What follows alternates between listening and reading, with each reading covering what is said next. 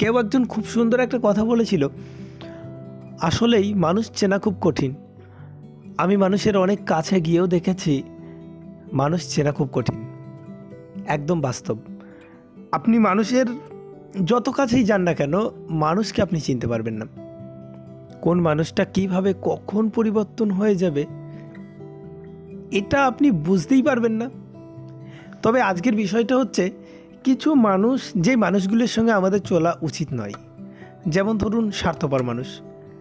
দেখবেন আপনার আমার আশেপাশে এমন মানুষ অনেক আছে যারা একটু স্বার্থপর প্রকৃতির, নিজের স্বার্থ ছাড়া কিছু বোঝে না। এই ধরনের মানুষগুলো দেখবেন নিজের চাহিদা পূরণের জন্য, নিজের আখেরটাকে গুছিয়ে নেওয়ার জন্য আপনার সঙ্গে এমন ভালো ব্যবহার করবে, আপনার মনে হবে সেই মানুষটা খুব ভালো এবং সে আপনার খুব আপন, আপনাকে ভালোবাসে। কিন্তু যেই মুহূর্ত থেকে তার চাহিদাটা পূরণ হয়ে যাবে, দেখবেন সব ভুলে যাবে, আপনাকে ছুঁড়ে ফেলে দেবে সেই টিস্যু পেপারের মতো। এই ধরনের মানুষগুলো খুব খারাপ এবং নোংরা প্রকৃতির। এই ধরনের মানুষদের সঙ্গে চলা একদম উচিত নয়। এরা আবার দরকারে আপনাকে কাছে টানবে এবং দরকার ফুরিয়ে গেলে আপনাকে দূরে ছুঁড়ে ফেলে দেবে। 2 নম্বর যেই মানুষটার সঙ্গে চলা একদমই উচিত নয়, সেটা হচ্ছে অহংকারী মানুষ। আমাদের, আপনার বা আমার বন্ধুমহল বা কর্মজীবনে যেসব জায়গায় আমরা কর্ম করি, সেখানেও দেখবেন অনেক মানুষ আছে যারা একটু অহংকারী প্রকৃতির। তারা প্রত্যেকটা বিষয় নিয়ে অহংকার করে। তাদের কিসের এত অহংকার?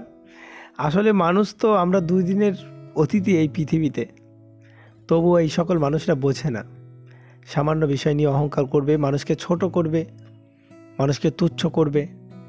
যেই মানুষটা হঠাৎ করে দেখবেন কাউকে তুচ্ছ করে, এই ধরনের মানুষরা কি ভালো? আমি বা আপনি কখনোই, আমাদের উচিত নয় যে হঠাৎ করে একটা মানুষকে তুচ্ছ বলে ভাবা, একটা মানুষকে ওপর থেকে বিচার করে দেওয়া। একটা মানুষের মধ্যে যে কী আছে আমরা কেউই জানি না।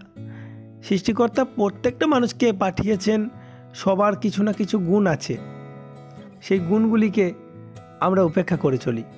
অনেকে মনে করে যে আমি অনেক কিছু জানি, আমি সব কিছু জানি, কিন্তু সেটা বাস্তব নয়। এই পৃথিবীতে প্রত্যেকটা মানুষ খুবই মূল্যবান, প্রত্যেকটা মানুষেরই ভালো ভালো গুণ আছে, কিন্তু সবাইকে আমাকে দিয়ে বিচার করলে চলবে না। মানুষকে দেখবেন আমরা নিজেরা আমাকে দিয়ে বিচার করি। একটা মানুষ যখন খারাপ হবে, একটা মানুষ অহংকারী হবে, অহংকারী মনে করে সবাই অহংকারী, মিথ্যাবাদী মনে করে সবাই মিথ্যাবাদী, আর চোর মনে করে সবাই চোর। মনে করে তো, এটা বাস্তব। কিন্তু দেখবেন এটার কারণ হচ্ছে আমরা মানুষকে নিজেকে দিয়ে বিচার করি। একটা মানুষকে যখন আমি বিচার করব, তখন বিচারটা কিন্তু আমাকে দিয়েই বিচার করব। আমার ভিতরে যতটা জ্ঞান আছে, আমি যতটা জানি, সেই বিষয়টা নিয়েই বিচার করব। এই জন্য মিথ্যাবাদীরা সবাইকে মিথ্যাবাদী বলে মনে করে, চালাক মনে করে আমিই চালাক। যে মানুষ নিজেকে অতি চালাক ভাবে এবং সকলকে বোকা মনে করে, তারা সবথেকে বেশি ঠকে যায়।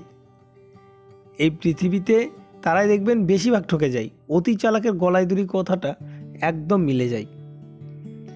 একটা মানুষ যখন চালাকি করে, অন্য মানুষরা কি তার চালাকিটা বুঝতে পারে না? সবাই বুঝতে পারে, কিন্তু বুঝেও অনেকজন না বোঝার ভান করে। এইরকম করা অবশ্যই উচিত। কেউ যদি চালাকি করে এবং কেউ যদি মিথ্যা কথা বলে, তার কথাটা সম্পূর্ণ শুনুন, সে কতটা দূর যেতে পারে সেটা দেখুন, তারপর আপনি ঠিক উত্তর দেবেন।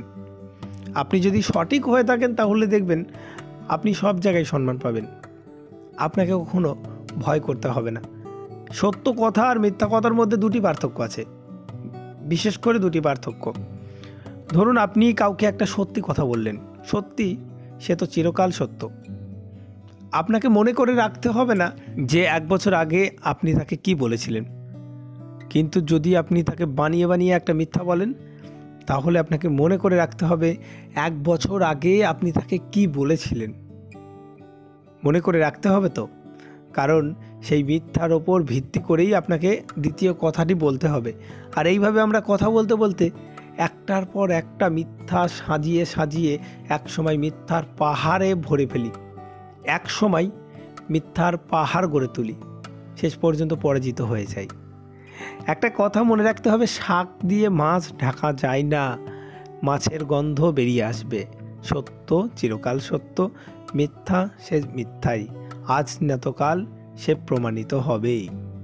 মিথ্যার ওপর ভর করে বেশি দিন টেকা যায় না, বালির বাঁধের মতো জলে ধুয়ে যাবে, তখন আর একুল ওকুল কোনো কুলি পাওয়া যাবে না। তাই সত্যের ওপর ভর করে চলি। সত্য সে তো চিরন্তন, মিথ্যা সে তো সাময়িক।